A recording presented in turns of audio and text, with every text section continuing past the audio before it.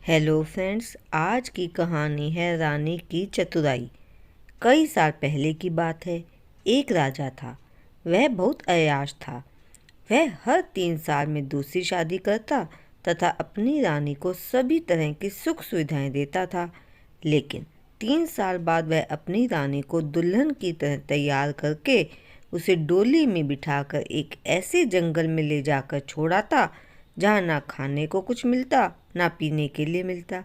वहाँ सिर्फ जंगली जानवर होते जो रानी को अपना खाना बनाते।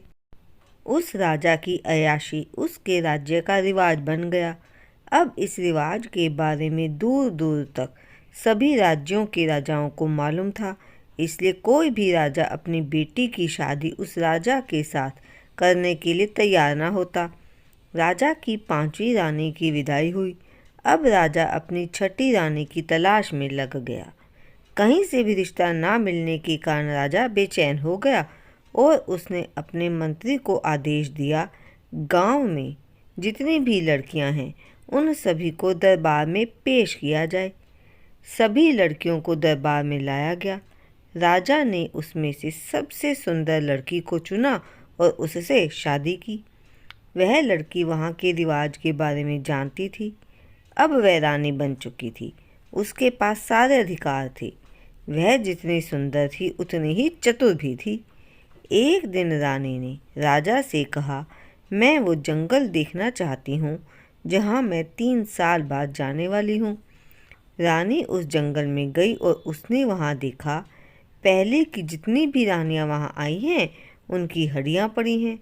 रानी ने यह सब देख सोचा, 3 साल बाद मुझे भी यहीं आना है, तो क्यों ना इस जगह को थोड़ा बेहतर बना दूं। रानी के पास बस 3 साल थे। इतने ही समय में उसने बहुत कुछ करने की ठान ली ताकि अब कोई भी रानी यहाँ आए उसकी ऐसी दुर्दशा ना हो। साल के शुरुआत में रानी ने उस जंगल के सारे पेड़ों को कटवा दिया, पूरी साफ सफाई करवा दी और उसे खेती करने लायक उपजाऊ करवा दिया। यह सब करने में रानी को पूरे 3 साल लगे। अब रानी की विदाई का वक्त आ गया। रानी बहुत ही खुश थी। राजा ने पूछा, आज तुम्हें उस जंगल में छोड़ा जाएगा, फिर भी तुम इतनी खुश हो? तुमसे पहले जितनी भी रानियों की विदाई हुई सभी यहाँ से रो कर गई। रानी ने कहा, मुझसे पहले जितनी भी रानियाँ थी वह जानती थी कि 3 साल बाद उन्हें ऐशो आराम नहीं मिलने वाला, इसलिए उन्होंने सिर्फ उस 3 साल के बारे में सोचा। 3 साल बाद के बारे में कुछ नहीं सोचा। अगर उन्होंने वह सब पहले ही कर दिया होता जो मैंने अब किया है तो शायद आज वह सब जिंदा होती। हमें अपने आज में जीते हुए भी आने वाले कल के बारे में सोचना चाहिए।